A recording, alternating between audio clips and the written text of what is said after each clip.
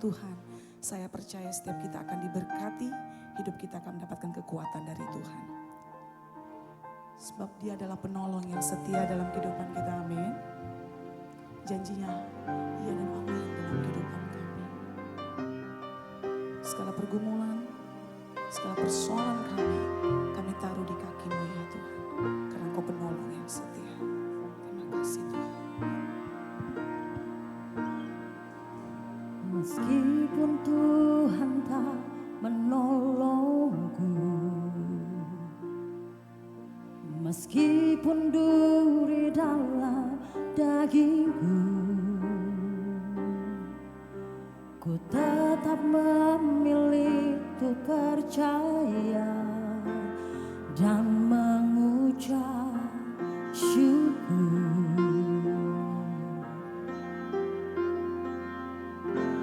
Meskipun doaku tak terjawab, meskipun hatiku habis lenyap, ku tetap memilih untuk percaya dan mengucap syukur.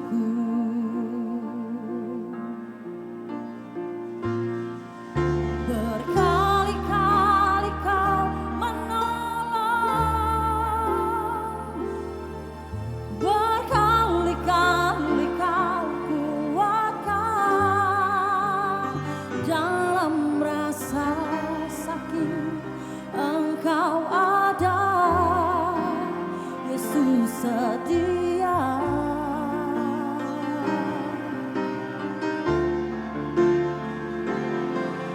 Berkali-kali Kau menolong,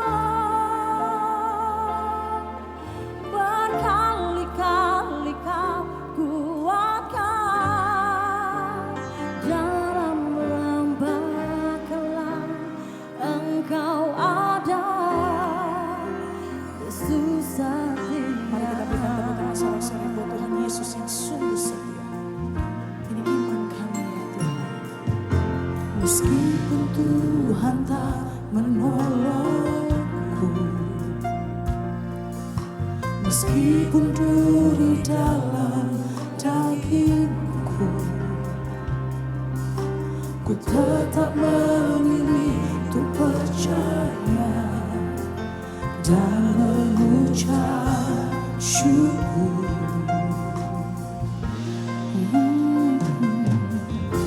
Meskipun doaku tak terjawab,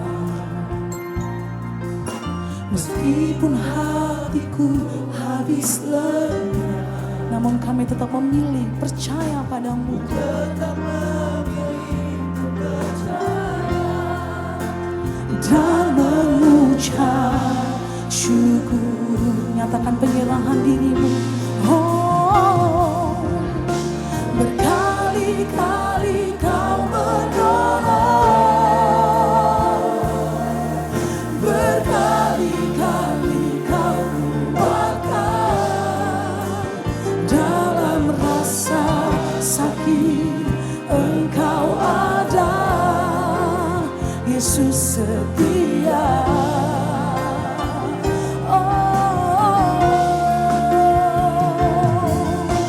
Berkali-kali Kau menolong, berkali-kali Kau kuatkan. Dalam lembah kelam Engkau ada, Yesus setia. Mari bersama-sama angkat suaramu, mari sembah Dia.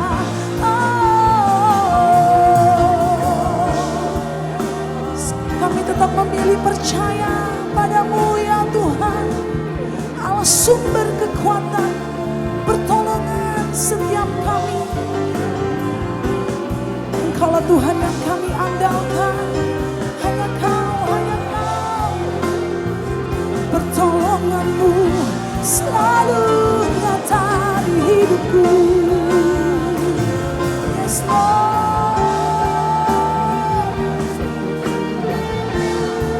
Kau yang memberikan kekuatan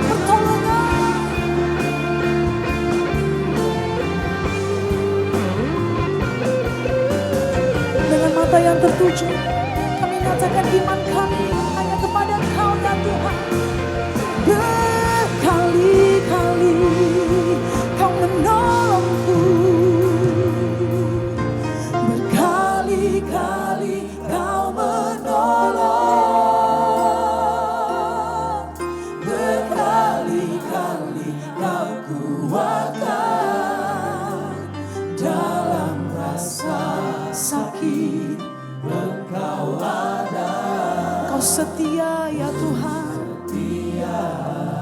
Bersama-sama dengan mengangkat kedua tanganmu jemaat Tuhan saja. Mari nyatakan berkali.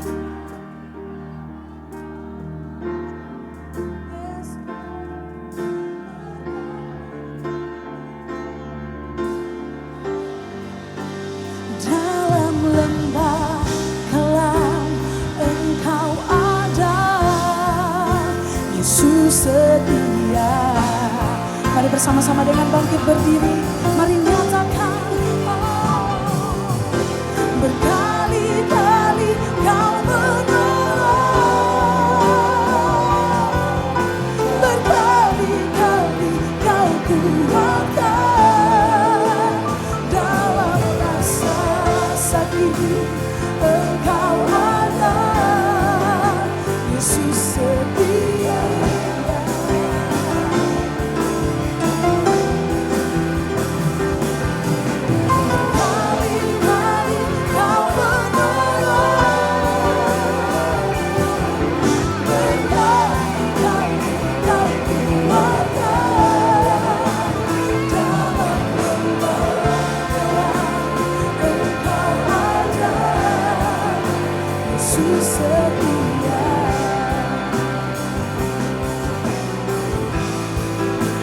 Dalam lembah kelam Engkau ada, Yesus setia.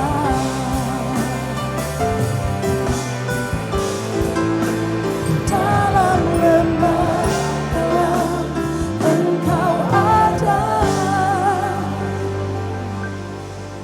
Yesus setia.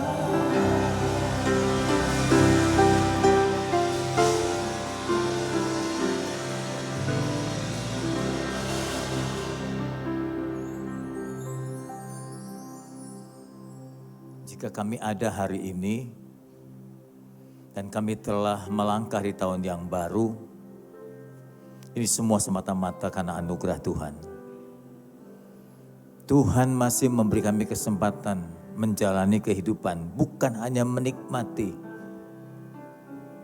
tapi menjalani dengan bertanggung jawab untuk bisa memenuhi panggilan Tuhan. Hidup bagi kami adalah kesempatan yang Tuhan berikan.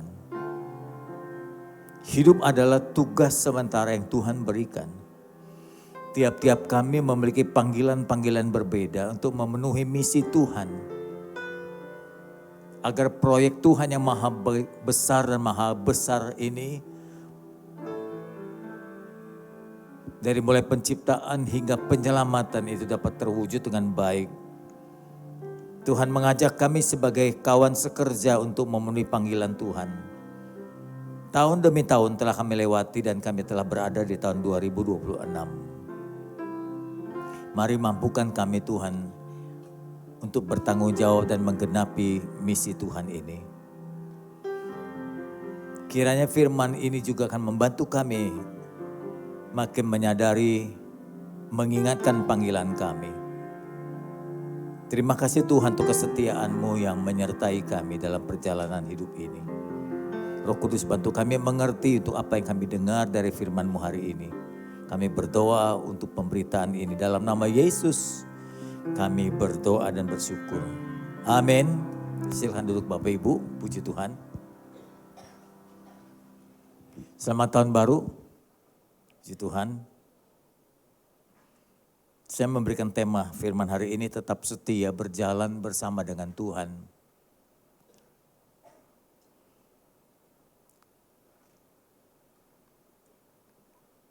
Kita bisa terus dan berjalan dengan Tuhan dan masih hidup sekarang adalah karena anugerah Tuhan. Kami sebagai pengurus di wilayah Jakarta Barat, kebetulan saya di bidang teologianya, dari kurang lebih 23 pengurus, 3 orang sudah masuk di rumah sakit. Sampai sekarang kurang lebih ada 2 yang masih dirawat dan 1 meninggal dunia. Dalam skop yang sangat kecil hanya 23 orang. Jadi kalau kita ada sekarang itu anugerah Tuhan. Jangan anggap kita hidup itu karena kebetulan atau karena kekuatan kita. Saat ini cucu dan anak saya masih dirawat di rumah sakit di Bina Medica. Ada banyak virus katanya yang muncul, termasuk tadi salah satu Pak Gembala katakan ada flu model baru, sebutnya flu A begitu. Istri saya kena dan sempat masuk rumah sakit. Semacam COVID tapi yang tidak membahayakan. Selalu muncul variasi-variasi baru dari penyakit. Tentu penyebabnya banyak Bapak Ibu ya, banyak. Jadi kalau kita masih bisa hidup dan sehat sekarang bisa berkarya adalah anugerah Tuhan. Tuhan masih mau berjalan dengan kita.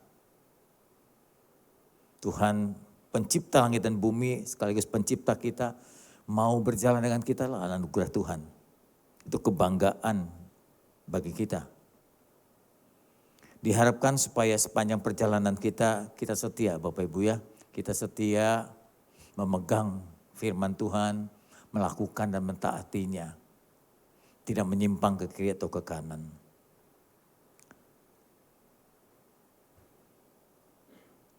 Mari kita isi kehidupan yang baru ini menurut kita, ya,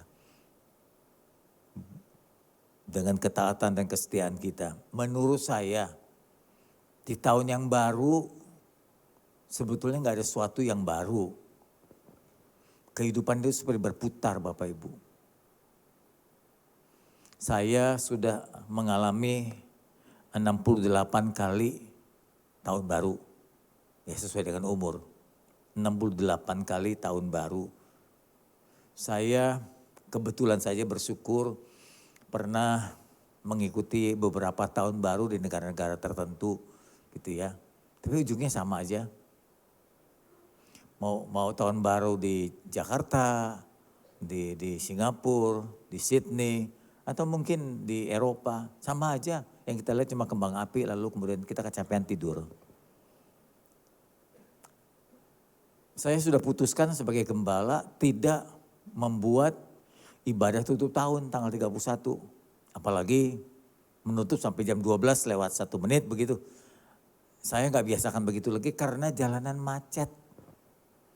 Jadi rata-rata jemaat nggak bisa pulang setelah tutup tahun baru, mereka nggak bisa pulang karena jalanan macet, terpaksa nginep di gereja. Nah kita sebagai tuan rumah mesti mengurus beberapa jemaat yang menginap di gereja. Dan menurut saya itu nggak efektif, saudara. Nggak ada urgensinya, nggak ada juga kepentingannya kalau kita harus bikin ibadah sampai tanggal 31 malam jam 12 lewat gitu. Ya sama-sama aja seperti apa yang sudah kita jalani hari lewat hari, berputar saja itu, berputar saja. Jadi menurut saya tahun baru itu hanya perputaran tahun. Dalam dimensi kita memang kita terikat waktu, ruang ya dan tempat. Tapi kalau Tuhan enggak loh Ibu Bapak. Tuhan itu makhluk roh. Tuhan itu sempurna. Jadi jangan harapkan nanti kalau Anda pergi ke surga Anda akan cari kalender. Januari, Februari begitu. Jangan harapkan ada gajian di surga. Anda mungkin enggak menemukan juga hari Senin, Selasa, Rabu gitu. Atau jam 7, jam 8, jam 9, 24 jam dalam satu hari. Enggak begitu suasana surga menurut saya. Karena di surga bukan dimensi dunia.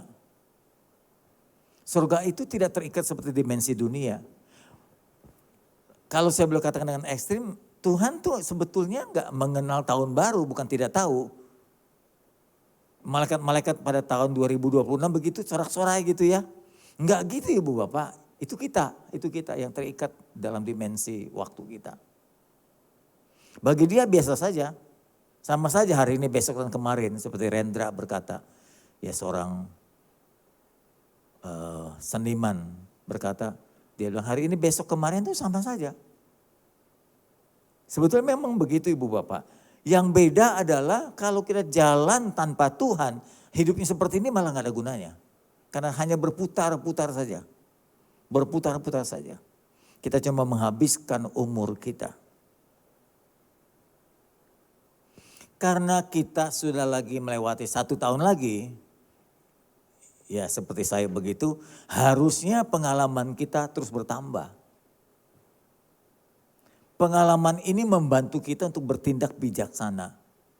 Pengalaman kita ini menjadi kita wise. Ya, hati-hati dalam bertindak. Pengalaman-pengalaman itu banyak mengajar kita. Nah, Anda dan saya yang melewati 1 tahun lagi, mestinya sudah bertambah lagi pengalaman 1 tahun lagi. Jangan gagal kalau tahun lalu kita gagal mentaati satu firman. Nah, kali ini firman yang itu jangan sampai gagal lagi.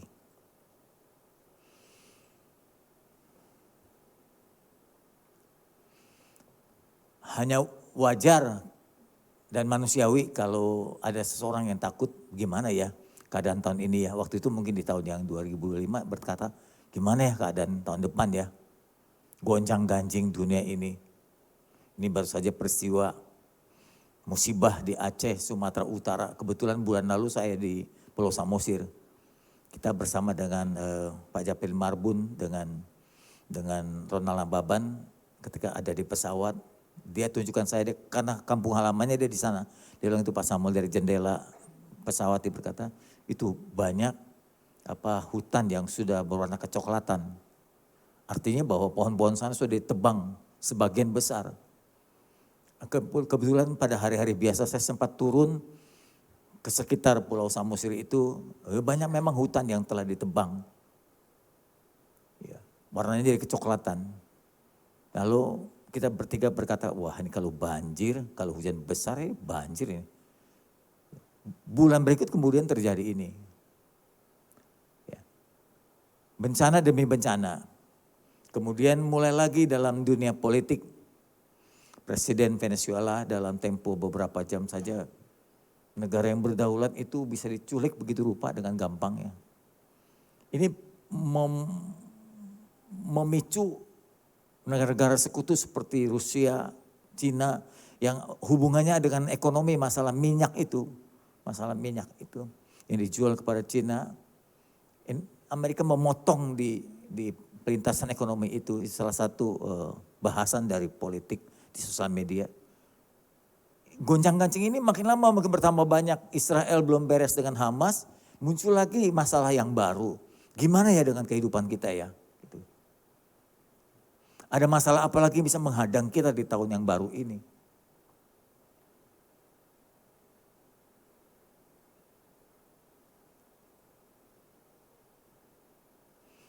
Firman Tuhan memberi penghiburan kepada kita dalam Yesaya 41. Janganlah takut. Sebab aku huruf besar itu pencipta langit dan bumi. Aku itu Allah yang ilahi. Aku itu pemegang kuasa. Aku ini adalah pemimpin tertinggi dari seluruh alam semesta ini. Akan menyertai kamu.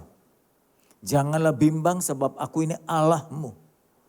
Aku akan meneguhkanmu, bahkan menolongmu. Aku akan memegang engkau dengan tangan kanan. Berbicara tentang tangan yang lebih kuat daripada tangan kiri. Yang membawa kita kepada kemenangan. Pasti menghadapi masalah-masalah itu pasti ada. Tapi Tuhan janjikan kemenangan bagi kita. Ini janji Tuhan buat kita. Dalam pengalaman hidup, saya rasa Anda semua setuju. Saya membagi 2 besar. Entah hidup di tahun berapa saja, sama saja. Kan saya tadi sudah berkata adalah perputaran kehidupan. Isinya yang pertama adalah sukacita. Isi dari kehidupan ini adalah sukacita. Ya, pengalaman kita sukacita mungkin karena berkatnya, karena pertolongannya, karena pembelaannya, karena kesembuhannya, karena mujizatnya. Semua berkat-berkat itu mencukupi hidup kita. Ya. Nah, pengalaman ini ya tentunya harus disingkapi dengan baik. Saya sebelum masuk pada poin berikutnya ingin ingatkan saudara bahwa hidup tidak selalu berisi mujizat. Maksudnya dikit-dikit Tuhan tolong, dikit-dikit Tuhan tolong, dikit-dikit Tuhan tolong. Saya melihat bahwa cara kerja Tuhan itu sama seperti cara bekerja orang tua mendidik anak-anaknya. Nanti saya kasih ilustrasi buat saudara. Ini pengalaman saya menggumuli perjalanan hidup sebagai seorang anak Tuhan, sebagai seorang hamba Tuhan, sebagai seorang seorang teolog yang mendalami firman, karena sempat 13 tahun saya kuliah di teologi. Saya menggumuli bahwa melihat cara kerja Tuhan itu tidak seperti kebanyakan orang berpikir. Salah satunya adalah dikit-dikit Tuhan tolong, dikit-dikit Tuhan tolong. Saya rasa Tuhan enggak kerja begitu. Saya kasih, nanti saya akan sampaikan khotbah di khotbah yang kedua. Saya coba mencari di Google, berapa banyak sih selama Tuhan Yesus ada di bumi ini melakukan mujizat? Berapa kali sih selama 3,5 tahun Yesus melakukan mujizat? Karena setahu saya waktu dia mengikrarkan diri menjadi Mesias umur 30, waktu dia disalibkan umur 33,5 tahun. Jadi artinya dia punya kesempatan dalam pelayanan 3,5 tahun. Nah dari 3,5 tahun itu berapa kali sih laku mujizat? Dalam berita disampaikan kurang lebih ada 37 sampai 40 kali Yesus melakukan mujizat selama melayani 3,5 tahun. Dari umur 30 ke 33. Saya coba genapkan saja. Anggaplah Yesus lakukan 40 kali dalam 3 tahun. 3,5 bikin kita bingung. Dalam 3 tahun 40 kali. Maka saya telah menghitungnya 1 bulan cuma sekali Yesus lakukan mujizat. Coba hitung dah. Jadi kalau 40 ya. 40 kali dari 3 tahun itu 120, 1200 harian kurang lebih. Ya. 1200-an dari 40. Jadi setahun dibagi 3 ya kan 3 tahun. Gimana tuh hitungnya, jadi itu bingung saya ini. Di rumah udah ngerti sekarang kok di sini. Dari 3 tahun dia khotbah dia aku mujizat 40. 40 bagi 3 berapa? 1,3 ya. Ya kurang lebih. 1,3. 1 tahun kan 12 bulan. Jadi kurang lebih 13 dibagi 12, ya sebulan sekali. Jadi sekalian hitung lagi, saya sudah hitung berkali-kali. Jadi 1 bulan Yesus lakukan 1 kali mujizat selama 3 tahun. Nah selebihnya apa yang dikerjakan? Mengajar. Yesus itu lebih banyak mengajar di sinagog di bait Allah daripada melakukan mujizat. Memang di Alkitab dikumpulkan beberapa mujizat, tapi jumlahnya dihitung dari 3,5 tahun, kurang lebih 1 tahun. 1 bulan cuma 1 kali. Apa artinya bagi kita? Artinya waktu Yesus hidup saja sebagai manusia di bumi, tidak terlalu sering melakukan mujizat. Apalagi pendeta sekarang, kan bukan Yesus. Jadi jangan terlalu berharap banyak, dikit-dikit Tuhan tolong, dikit Tuhan tolong. Nah menjadi pertanyaan, kapan kita jadi kuat? Kapan jadi kita punya pengalaman? Kapan kita bisa terampil? Saya tidak ingin menghempaskan harapan saudara, tapi saya ingin mengajak Anda untuk belajar bahwa hidup kekristenan tidak selalu begitu. Lebih banyak yang berjalan secara alami daripada yang secara ajaib. Saya ulang lagi. Lebih banyak kehidupan kita berjalan secara alami daripada secara ajaib. Saya sudah ikut Tuhan hampir 48-50 tahun. Jadi sepanjang itu saya melihat mujizat tidak terlalu banyak. Lebih banyak Tuhan mendampingi perjalanan kita secara alami. Dari pendampingan itu saya dididik banyak untuk menjadi kuat, menjadi terampil, menjadi matang dan menjadi bijaksana. Nah poin pertama, bisa saja kita mengalami sukacita. Berkat Tuhan, pertolongan Tuhan. Ada, itu bagian dari kehidupan kita. Lalu bagaimana sikap kita? Pada saat kita mengalami sukacita ini karena berkatnya, pertolongannya. Ulangan memperingatkan kita. Seperti dia memperingatkan umatnya ketika masuk ke tanah yang kaya. Tanah Kanaan, dari tanah budak, dari tanah Mesir yang sengsara. Ketika dia masuk diperingatkan. Hati-hati hai umatku. Jangan sampai engkau melupakan Tuhan Allahmu. Dengan tidak berpegang. Jadi kalau tidak berpegang kepada firman, Anda melupakan dia. Oh saya ingat Tuhan, tapi Anda tidak mentaati firman-Nya. Dengan tidak berpegang pada perintah dan peraturan ketetapannya yang kusampaikan kepadamu pada hari ini. Supaya engkau apabila nanti sudah makan kenyang, nah karena udah diberkati, ya sudah kenyang, bisa dirikan rumah dengan baik dan mendiaminya. Ya, lembu sapi ternak kita, usaha kita berkembang begitu rupa, bertambah banyak. Bahkan dikatakan emas dan perak kita juga bertambah banyak. Dan segala yang ada pada kita bertambah banyak. Ingat, jangan engkau menjadi tinggi hati.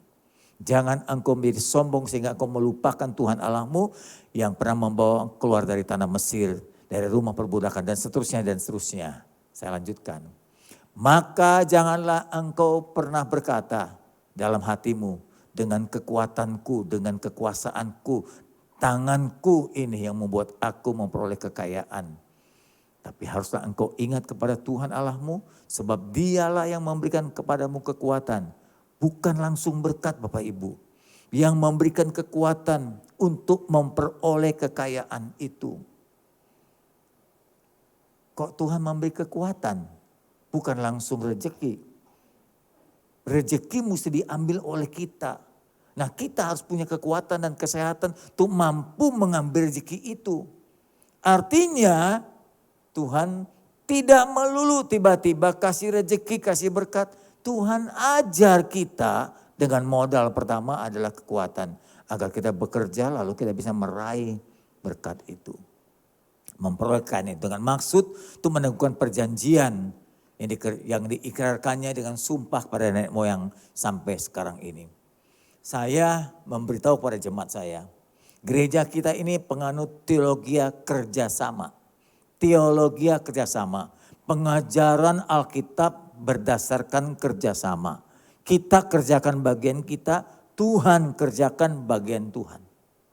Jadi kita kerja bersama dengan Tuhan untuk menghasilkan apa yang kita inginkan. Saya bukan penganut teologi kemakmuran.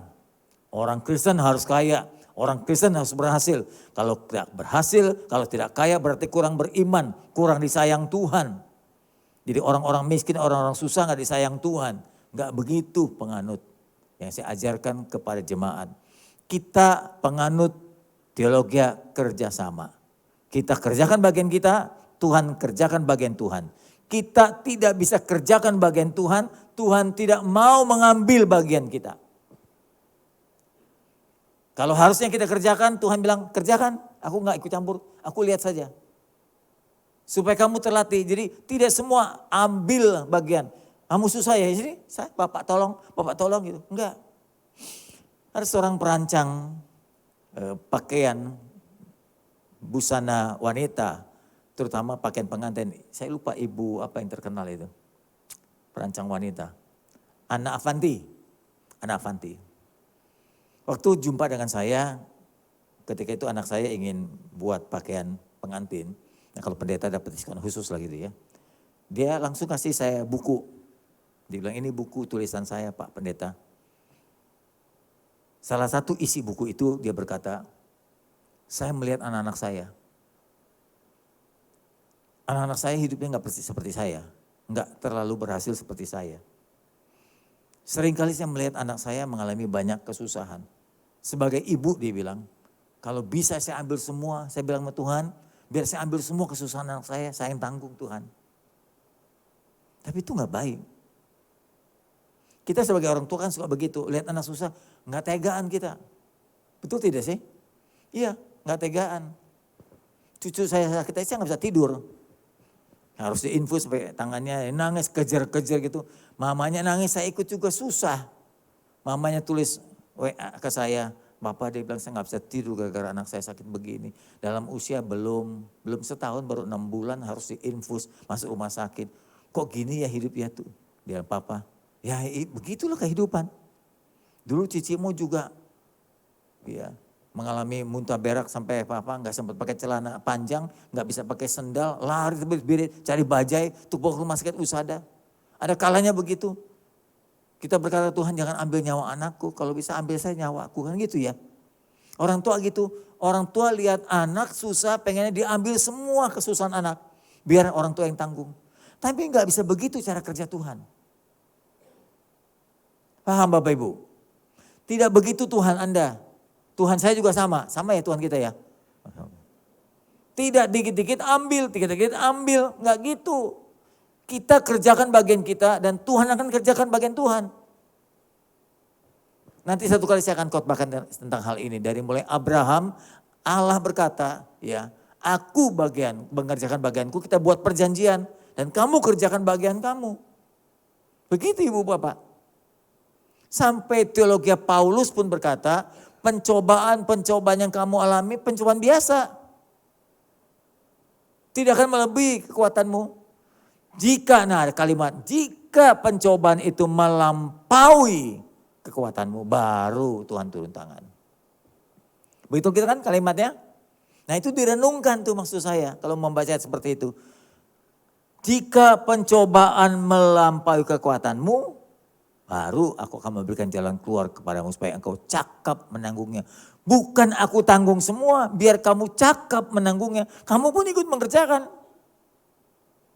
Kapan Tuhan turun? Ketika engkau tidak sanggup.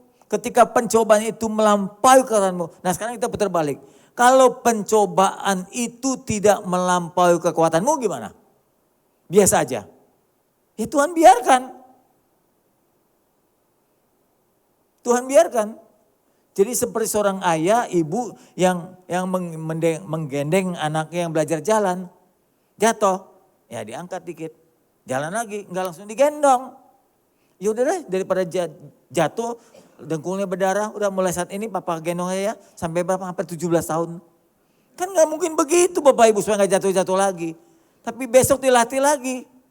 Dilatih lagi, jatuh lagi pasti. Diangkat lagi, ayo jalan lagi nak, jangan takut papa di samping kamu. Kan begitu caranya orang tua mengajar anak. Kalau nggak begitu kapan kaki jadi kuat? Kapan bisa jalan sendiri? Nah, Tuhan ajarkan kita kalau kita diberkati jangan lupakan. Ini kesimpulannya. Jadi kalau kita sedang diberkati, ya sedang ditolong, ya rezekinya bagus, jangan lupakan kebaikan Tuhan. Dengan cara pegang firman-Nya, ya taati perintahnya, taati peraturannya. Kalau Anda saya tanya, selama 365 hari kemarin, adakah di antara saudara yang tidak pernah gagal dalam mentaati firman Tuhan? Rasanya enggak. Pasti ada beberapa yang, aduh gagal, saya enggak taati firman ini, saya bohong, saya dusta, saya tipu orang ini, ya, dan ini dan itu banyak. Nah kali ini, tahun yang baru ini, jangan gagal lagi dengan pencobaan yang sama. Saya seringkali melihat bahwa pencobaan itu berulang sampai kita mampu melewatinya. Yang kedua, perintahnya tadi, jangan tinggi hati kalau udah diberkati limpah lebih dari yang lain. Nah kan dulu saya pernah khotbahin, masih ingat gak flexing itu, pamer. Hati-hati ya, nanti gara-gara dari flexing KPK menyelidiki. Dari mana tuh harta, kok gaji pegawai negeri UMR bisa punya mobil mewah gitu umpamanya. Ya, itu kan begitu, usut punya usut, nanti ketahuan lagi. Jangan pamer. Ada bintang film, kok gak pernah muncul, gak pernah main sinetron, gak main film, kok mudah mandir ke luar negeri terus nih. Gitu, gak taunya simpenan. Ya. Kok bisa ke luar negeri terus-terusan gitu, uang dari mana kan gitu. Nah jadi gak usah pamer. Kalau ke luar negeri diam-diam aja, setuju? Nah, beli tas baru diam-diam aja. Makan enak gak usah difoto. Di-upload ke sosial media, ngapain begitu. Jadi ingat kalau diberkati jangan sampai sombong tinggi hati. Ya, ingat kita ini dulu pernah hidup susah, betul tidak? Kelihatan dari mukanya ada bekas-bekasnya tuh susahnya. Tetap rendah hati, kita ini nggak mendadak jadi kaya kan begitu kalau Anda jadi orang kaya. Ya ingat Tuhanlah yang memberi kekuatan. Tuhan yang memberi kesehatan itu modal besar loh Bapak Ibu. Itu modal besar. Ya. Ibu Bapak, tiap kali saya bangun pagi, kalimat pertama terucap dari mulut saya adalah, Tuhan terima kasih. Saya gak perlu berlutut, gak usah menyembah, langsung duduk tempat tidur, Tuhan terima kasih untuk perlindunganmu sepanjang malam. Terima kasih untuk kekuatanku. Aku bangun gak stroke, aku bangun melihat mataku dengan jelas, aku bangun dapat digerakkan. Ya, nggak mengalami macam-macam tubuh sehat. Nah, aku gerakan lalu stretching, Mandi, terus berangkat siap-siap kemari. Aku bersyukur Tuhan untuk kekuatan ini. Nah dengan kekuatan ini aku mengambil rezeki, kan gitu. Sabtam suka tanya, Pak Samuel, Pak Pendeta, pagi-pagi minggu kemana? Gitu. Orang-orang kan libur. Oh enggak. Orang-orang bilang kalau pagi hari Senin, Selasa, Rabu, tanya, Pak kemana? Wah cari rezeki, kan gitu ya. Cari rezeki gitu kan ya. Kalau saya enggak gitu kalimatnya. Tanya sama satpam sebelah, Pak mau kemana? Ambil rezeki, gitu kalau saya. Ambil rezeki. Kenapa? Karena sudah disiapkan Tuhan. Tuhan kasih kekuatan sekaligus Tuhan kasih berkat untuk kita mengambilnya. Jadi ingat Tuhan yang memberi. Lalu yang kedua, menurut pengalaman saya tahun demi tahun, isi kehidupan ini tidak selalu sukacita. Juga banyak kesusahan dan pergumulan. Di tahun yang baru saja saya ini harus menggumuli. Ya, istri sakit, cucu sakit, anak sakit, yang 2 masuk rumah sakit, yang 1 berobat mundar mandir. Ini udah kesusahan buat saya. Udah kesusahan. Ya. Kalau kita mengalami kesusahan, ya mungkin karena ada yang susah nafkah, ada yang karena tekanan hidup, ada yang karena masalah tambah lagi, ada karena penyakit, ada karena kegagalan, ada karena penolakan, ada karena kerugian dan penipuan. Hati-hati penipuan sekarang jauh makin canggih aja. Makin canggih, makin canggih. Baru kemarin minggu kita makan sama-sama jemaat. Cerita, Pak, jemaat kita 2 orang tertipu lagi Pak. Kok bisa yang satu kena gocaptel, yang satu kena 20 juta. Padahal itu uang tabungan dia untuk beberapa tahun. Kok masih bisa? Dari mimbar saya berkata berkali-kali, hati-hati. Sampai di gereja pun saya berkata, jangan kerjasama tanpa jaminan. Di gereja saya begini, ada jemaat, Pak Pendeta, saya pinjam uang ya Pak, saya butuh banget. Dia bilang, maaf ya nggak bisa, sudah kita ada ketentuan di gereja ini tidak memberikan pinjaman. Kan uang kas gereja ada, betul uang kas gereja, tapi bukan untuk dipinjam. Kenapa? Pengalaman ya. Kalau kita kasih pinjam, terus nggak bisa bayar, uangnya hilang, kita kan nggak ada jaminan nih, ya kan? Masing-masing percaya adalah, masa gembala nggak percaya jemaat nggak percaya sama gembala gitu ya. Uang nggak bisa bayar, orang pun hilang. Jadi 2 kali lipat kita kehilangan. Uangnya hilang, jemaatnya hilang. Rugi. Lebih baik enggak usah kasih pinjam. Mau pinjam ke bank saja dengan jaminan Anda. Mau jamin motor, mobil, rumah silakan saja. Jangan di gereja, gereja bukan tempat simpan pinjam. Halo? Kok nggak ada amin? Udah mulai mau pinjam nih kelihatannya nih, kena jadinya. Jangan pinjam di gereja. Sampai pun saya berkata gini, kalau toh gembalamu mengalami kesusahan. Saya langsung ngomong di mimbar, gembalamu ini mengalami kesusahan, saya datang ke rumah saudara, pinjam ya. Masa gak percaya sama gembala? Jangan kasih pinjam, kata siapa? Kata gembala. Jadi gembala ngomong sendiri, kalau gembalamu datang ke rumahmu pinjam uang, tolak saja. Kan Bapak Gembala sendiri ngomong, jangan kasih pinjam. Gembala sendiri saja jangan dikasih pinjam. Apalagi santer jemaat, pasti kelas. Biasanya kalau pinjam manis, bayarnya pahit. Betul? Iya, udah ngerasain lu pastilah. Tagihnya susah banget, yang ditagih lebih marah daripada yang memberikan pinjaman. Di TV banyak berita gara-gara pinjaman bisa saling bunuh. Nah daripada begitu, kan kita tahu banyak masalahnya kan seperti itu buntut-buntutnya. Lebih baik tolak saja. Kalau Anda sanggup memberi, beri aja. Pinjam berapa? 5 juta? Ini 5 ribu aja ya gitu. Kalau jangan sanggup 5 ribu ya kasih 5 ribu. Yang ada sanggup 500 ribu kasih 500 ribu, gak usah bayar, saya kasih kamu aja. Jadi kan gak ada masalah. Oke, pinjamannya resmi kepada bank. Jadi seringkali banyak kesulitan memunculkan masalah, salah satunya keuangan. Bagaimana sikap kita menghadapi penderitaan ini?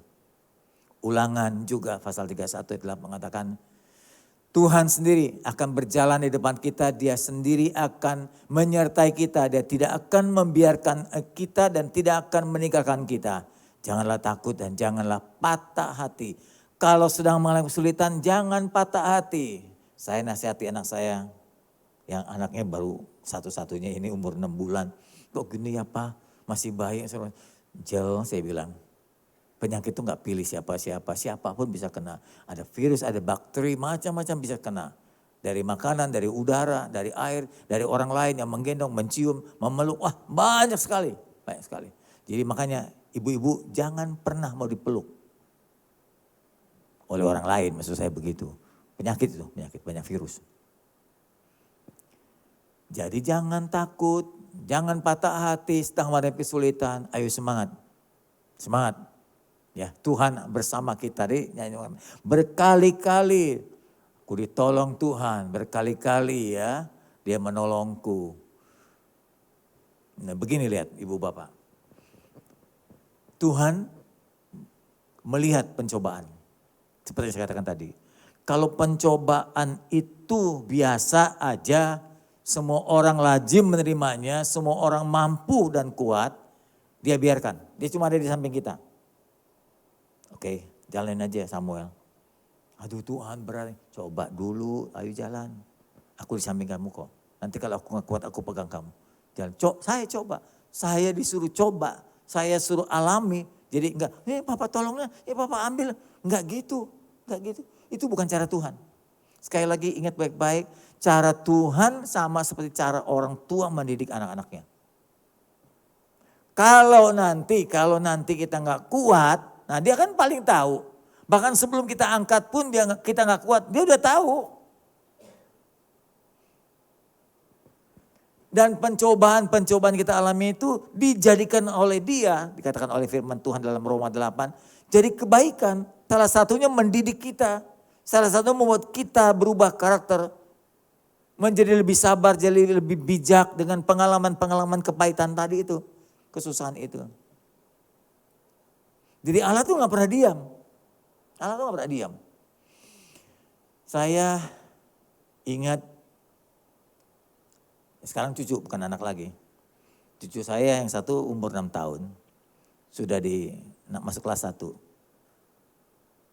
Pernah gak bawa tugas, gak bawa buku, lupa mungkin itu. Gurunya kasih hukuman. Hukumannya adalah tulis beberapa lembar. Salah satunya dulu pernah saya alami juga, aku tidak akan melakukan lagi, terus aku tidak melakukan lagi, terus gitu ya. Anaknya keburu ngantuk. Terus kemudian ibunya lihat, kok belum dikerjain PR-nya? Ngantuk mah. Nah, terus apa yang ibu kerjakan? Ya udah, kamu tidur saja, mama yang gantiin. Mama paling pintar meniru. Dari tanda tangan suami sampai tulisan anak. Nah, dia tiru. Supaya kalau dia tiru, gurunya gak tahu kan. Yang nulis itu ibunya. Kan gitu ya. Betul ibu Bu? Ayo ngaku dosa loh. Karena masih 3-4 lembar lagi anaknya udah keburu ngantuk gitu. Ya udah kamu tidur, sikat gigi, ganti pakaian, mama gantiin. Mamanya yang bikin. Gitu cara Tuhan menolong kita. Itu gak baik. Gak mendidik itu. Saya bilang sama anak saya juga, ayo anaknya ngantuk ya, cuciin muka. Cuciin muka, dia belajar bertanggung jawab, masuk lagi, duduk lagi, bikin PR lagi. Ya, bikin tugas itu. Gak bisa nih mah, oke tangannya pegang sama pensilnya, pensil di tangan dia, nah tanganmu di tangan anak itu. Tulis bareng-bareng. Kan udah gak kuat tuh mulai ngantuk. Kerjakan sebagai tanggung jawab atas kelalaian tadi supaya besok-besok dia gak lupa lagi dengan tugasnya itu. Bukan disuruh anaknya tidur, mamanya yang bikin PR, menyelesaikannya. Itu penipuan, itu pemalsuan. Halo ibu-ibu, iya saya lihat dari muka saudara senyum-senyum itu, senyum berdosa itu tahu. Karena kita melihat kasihan toh. Tuhan gak gitu. Kamu gak sanggup ya udah kamu tidur, ntar aku yang ngerti yang ada Tuhan, besok tinggal beres itu. Gak gitu cara Tuhan mendidik kita. Itu bukan Tuhan Kristen, bukan BIM salah BIM, mukjizat terjadi, gak begitu. Ini atas dasar inilah tiap kali ada persoalan Tuhan gak bilang aku akan mukjizat, aku akan mukjizat. Gak begitu Bapak Ibu. Hidup ini adalah pelatihan, hidup ini adalah sekolah. Kita dididik dengan caranya sendiri, salah satu dengan cara orang tua tadi. Pegang tangannya, ayo kita bekerja sama. Kita selesaikan tugas ini bersama-sama. Kamu tahu memang gak sanggup kalau sendiri. Bersama aku tuntun kamu. Ku pegang tanganmu, kamu pegang pensilmu. Tulis tugas ini dengan baik. Sampai selesai.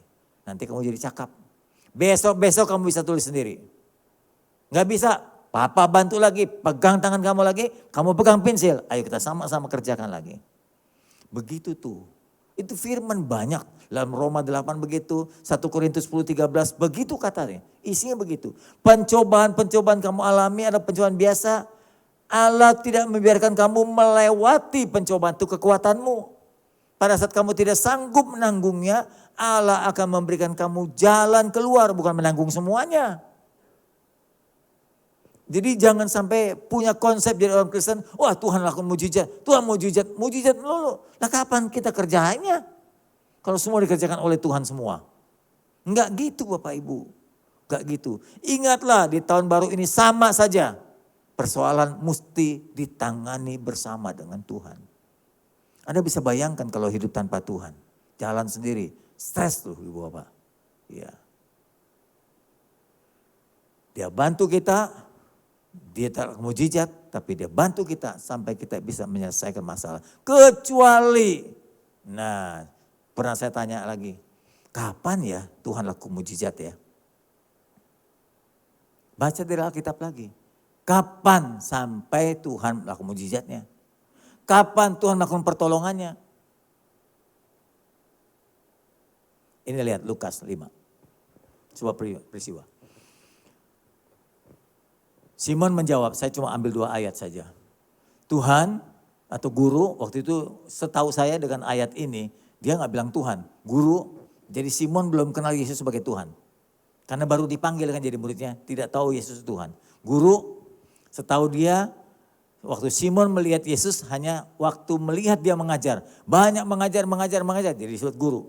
Guru, telah sepanjang malam kami bekerja keras, mengaduk-ngaduk pulau itu. Mengaduk-ngaduk danau itu. Danau kayak apa sih? Kalau Anda pergi ke Danau Toba ya enggak hampir beda.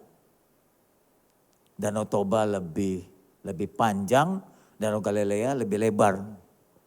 Isinya sama, ikannya hampir sama. Bujair, lele, ikan-ikan air tawar. Telah bekerja keras dan kami tidak menangkap apa-apa. Tuh, kan begini ceritanya. Tuhan datang ke tempat Simon besoknya, bukan hari itu. Kalau hari itu dia pasti tangkap banyak. Dia biarkan, Tuhan tahu. Aku biarkan hari ini, besok pagi-pagi aku datang. Pagi-pagi Tuhan pergi ke pantai, lalu berkata, Simon, aku pinjam perahunya ya. Boleh silakan guru, pakai. Ngajar selesai. Simon, sekarang ayo kamu ikut aku. Waktu itu Simon lagi sedang membersihkan jalannya dari kotoran-kotoran. Sekarang ayo ikut aku. Kita tarik perahu itu mundur lebih jauh, kita tebarkan jala. Aduh, nah ini jawabannya. Guru, lihat nih, sepanjang malam aku tidak dapatkan apa-apa dengan kawan-kawan. Aku udah kerja keras nih Tuhan. Gak dapat apa-apa. Sekarang kamu mau suruh aku tebarkan jala lagi. Kan sesuatu yang mustahil. Nah ini namanya mujizat. Tapi, jawabannya, tapi karena engkau yang menyuruhnya guru. Mungkin tafsiran saya, Simon karena menghormati sebagai guru, jadi hormat ya guru kan. Ya aku tebarkan jala juga ya. Aku gak yakin dapat sih, gak yakin aku. Aku tebarkan jala juga. Lihat ya guru ya, aku udah lakukan ya. Mudah-mudahan gak dapat. Ya mudah-mudahan gak dapat kan cepat pulang aku. Gak usah disuruh-suruh lagi, udah capek nih guru. Sepanjang malam aku kelilingin danau itu. Jadi lihat guru, sama aja kan gak dapat apa-apa. Tapi ketika dia tarik jadi berat. Setelah mereka melakukannya, mereka menangkap ikan begitu banyak, jumlahnya besar sehingga hampir mengoyakkan jala itu. Pertanyaannya, kapan mujizat itu terjadi? Jawabannya sederhana, setelah Petrus dan teman-temannya bekerja keras, tidak menghasilkan apa-apa, baru di situ mujizat terjadi. Jadi dengan kata lain Tuhan bilang, ayo kerjakan dulu. Setelah kamu gak mampu, baru aku melakukan mujizat. Kan sama ayatnya, gak ada yang benturan. Roma 8, 1 Korintus 10, 13 dengan Lukas 5 sama saja. Isinya sama, ceritanya berbeda. Kamu kerjakan dulu bagian kamu. Nanti kalau kau gak sanggup, baru aku memberikan jalan keluar bagimu. Jadi dengan baik jemaat di sini. Kalau nanti mungkin atau beberapa hari lagi Anda dan saya menghadapi masalah. Ingat baik-baik firman hari ini. Kerjakan sambil berdoa, Tuhan tolong aku jika aku tidak sanggup. Sekarang aku kerjakan bagianku ya Tuhan, dampingi aku mengerjakan kesulitan ini. Kalau aku bisa, latih aku Tuhan. Kalau aku gak bisa, tolonglah aku ya Tuhan. Gitu mestinya. Jangan dikit, Tuhan tolong, Tuhan tolong, Tuhan tolong. Ini cengeng gitu tuh Kristen cengeng. Dikit-dikit Tuhan tolong, dikit-dikit mujizat. Nggak gitu, Tuhan ingin mendidik kita jadi dewasa. Bukan umur yang bertambah, tapi kematangan karakter juga. Lihat kalimat ini, lihat banyak cerita. Ditinggalkan bagi kita supaya kita belajar bahwa Allah bekerja seperti ini. Ketika engkau susah, dia nggak langsung tolong. Ayo kerjakan bagianmu. Kalau kamu nggak sanggup, baru aku kerja bantu kamu. Paham kan? Ngerti jemaat? Oke, jadi jangan cengeng lagi. Ya dikit minta tolong, dikit minta tolong. Udah jenggotan panjang, kumis kemana-mana, rambut udah berwarna putih. Masih sifat kekanak-kanakan. Harus matang, harus dewasa. Itu cara Tuhan nolong kita. Jadi bimbingan Tuhan itu atau pertolongan dan bantuan Tuhan tujuannya apa? Untuk melatih kita. Tadi konteksnya kan Simon Petrus mau ditangkap jadi murid. Tapi dalam hal ini saya berbicara tentang Tuhan menolong untuk membentuk kita. Bukan hanya mengatasi masalah. Masalah selesai. Tapi ada satu hal terpenting. Supaya kita dibiasakan, terbentuk, tangguh, kuat, terampil. Dan jadi dewasa, matang.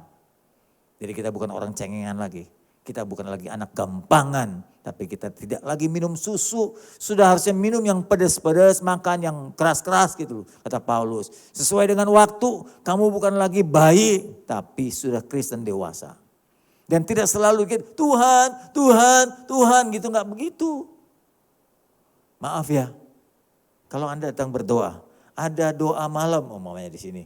Hari Rabu atau hari Jumat. Jangan isinya Tuhan, Tuhan. Jangan begitu melulu isinya. Tuhan aku datang menyembahmu. Aku mengagumimu. Bentuk aku Tuhan makin matang, Tuhan makin kuat. Aku berdoa untuk orang-orang yang sedang susah. Jadi bukan untuk diri sendiri. Berdoa untuk orang lain. Jadi berdoa bukan karena aku butuh. Tapi aku ingin mendoakan orang lain juga. Itu isinya begitu. Jangan dikit-dikit datang ngapain doa saya mau minta sama Tuhan atau kapan tiap kali datang minta melulu begitu. Terlatih dulu. Jadi dengan peristiwa tiap-tiap hari Tuhan ajak bekerja sama. Agar nanti kita terlatih, terampil, matang, dewasa, kuat, mandiri. Anda pikir kalau Anda gak butuh Tuhan lagi. Tuhan hari ini saya gak butuh Tuhan. Tuhan bukan bilang wah payah ya kamu gak bergantung. Enggak gitu. Tuhan bilang aku bangga kamu selalu sudah matang. Saya punya anak putri 4. 3 sudah menikah semua. Yang 1 masih kuliah terakhir ini arsitek. Yang ini masih butuh dana dari saya. Yang 3 tiap kali tanya, Angel, Grace, Olin, ada kekurangan gak? Ada kesusahan gak? Mau Bapak bantu gak? Mereka jawab apa? Enggak Pak, semua cukup kok. Oke aja Pak. Kami sudah cari uang sendiri. Gitu. Terus kita bilang, wah payah ya anak-anak sekarang ya. Udah gak jauh Papa ya. Gak ngandelin Papa lagi, gak deket ya. Gitu. Apa gitu Papanya ngomong? Jawabannya apa? Yang benar. Woi, jawabannya apa? Bangga ya. Saya didik anak saya berhasil mandiri. Udah bisa berdiri sendiri dia. Enggak harapkan bantuan orang tua lagi. Dia bisa beli rumah sendiri. Dia bisa beli kredit mobil sendiri. Dia bisa cari makan sendiri. Dia bisa besarkan anak sendiri. Dia bisa bangga. Kan begitu mestinya kan? Halo? Atau ngegelandungin kaki bapaknya. Udah sejenggot begini tuh. Udah pada tua masih megangin bapaknya. Bapak jangan pergi. Yang gitu. Cengeng banget gitu ya. Kepala dewasa. Tapi badan bayi. Kristen yang benar tidak seperti itu Bapak. Makin dewasa. Makin kita mandiri. Maaf. Kalau saya berkata bukan tidak bergantung sama Tuhan. Tidak menggantungi Tuhan melulu itu membuat Tuhan bangga loh. Hebat ini orang. Sudah terbentuk nih mandiri.